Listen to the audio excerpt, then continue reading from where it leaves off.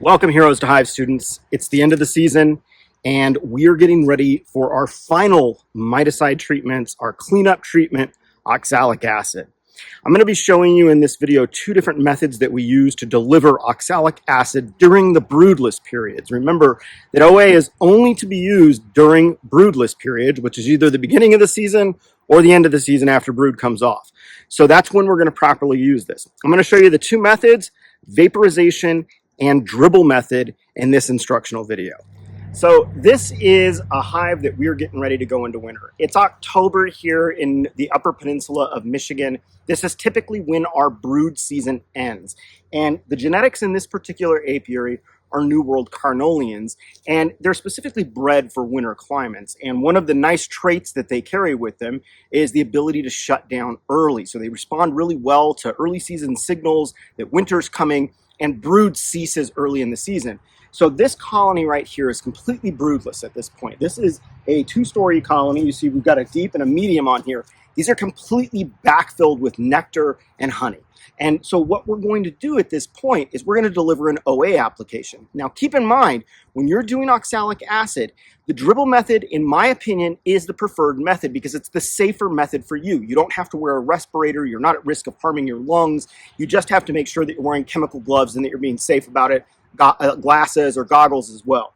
But the big thing about the dribble application is that you have to do it when temperatures allow you to. Sometimes up here in northern Michigan, we may hit the broodless period at the same time that we're starting to hit the snow period.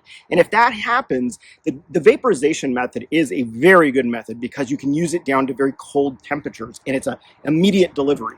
With this, you want to make sure that your daytime temps are still I like to see somewhere around in the low 60s, high 50s. Today, it's about 62 outside. It's nice and sunny. The bees are not flying a whole lot. Most of them are in this colony, which is what you want at this point because you want everybody here as you're delivering this chemical.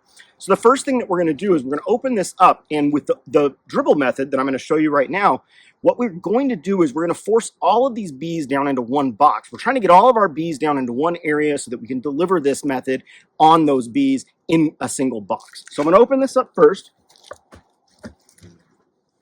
See a nice full box of bees here. This is a great looking colony going into winter. Again, it's totally packed full of resources. Now what I'm going to do is I'm going to take my smoker and I'm going to smoke these bees down. Now, you know from watching my videos that I don't tend to use a smoker a whole lot. When you want to direct your bees to do something, like consolidate into a single box, you're going to have to force them to do that. And you do that with a smoker. So you see that a lot of this area has cleared on the top. The bees are pushing down at this point. And so what I'm going to do while they're still pushing down is I'm going to come down here and I'm going to pop this bottom box. You can see got a few frames stuck here. All right. We're going to take that top box. Ooh, and that's a heavy one full of honey. And you can see that we've got a nice section of bees down here. Every seam between these frames is full of bees, and that's what you want in this particular method because we're going to deliver 5 milliliters of oxalic acid solution. That's a 1-to-1 sugar water solution with oxalic acid added into it, and you're gonna put 5 milliliters of each of that chemical in each one of these seams on this 10 frame equipment. So I've got my mixture here. I'm going to go ahead, use my turkey baster that has 50 milliliters measured out on it. I'm going to suck up 50 milliliters. Let's get that all the way up to the top there. There we go. I'm going to set that aside, and I'm going to just go through each one of the seams and deliver that 5 milliliters. You don't want to get a bunch on the frames. You want it on the bees. You don't want it on the frames. And so make sure as you're going along that you're staying in those seams. Now the bees are going to move the oxalic acid crystals around into the colony. So they're doing kind of the work for you that the vaporization does, which is the nice thing about it. The vapor method is the coverage. And so the bees are doing the coverage part of this for you by moving this all around in the colony. And there you go. Real simple solution, real easy way to apply, very safe for you, safe for your bees, and very quick. So you can get this done pretty quick. At this point in time, all we're going to do is reassemble our colony.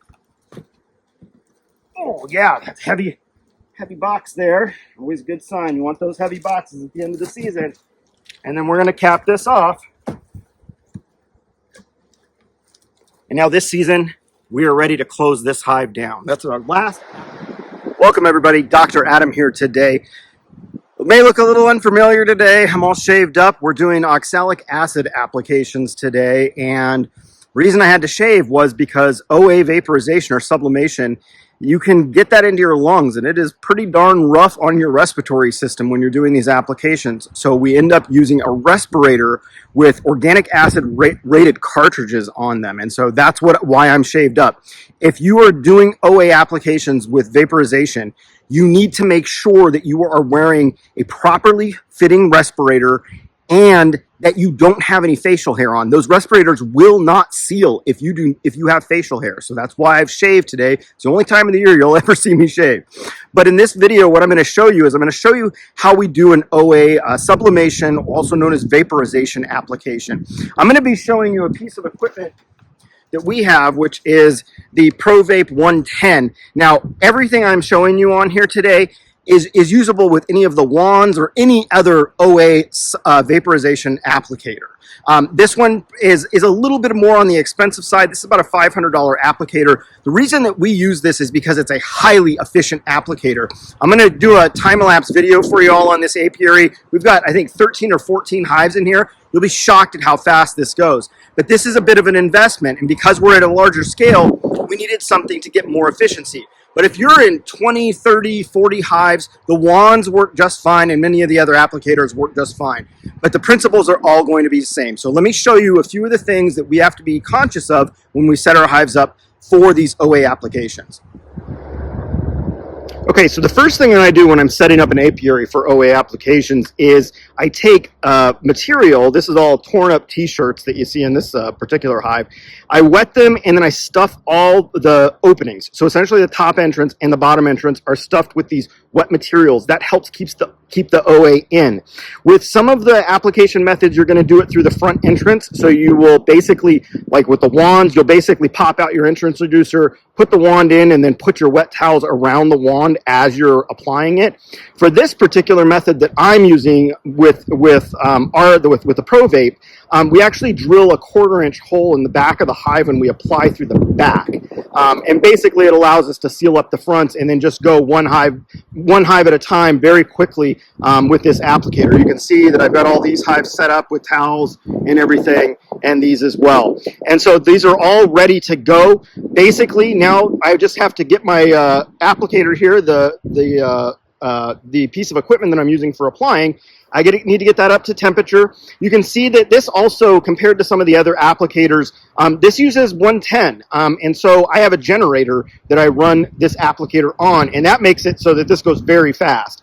With the wand applicators and some of the other applicators, you use a car battery. And keep in mind that, the car batteries only get you through so many hives. So this, I don't have to worry about a car battery, for 70 or 80 hives. We can get through them very easily with this. And typically for us, at about, 70 or 80 hives, you're going to get through this with this particular applicator. I can usually get this all done in about 2 hours, which is an amazing efficiency when you consider how much time it takes to do some of the other applications.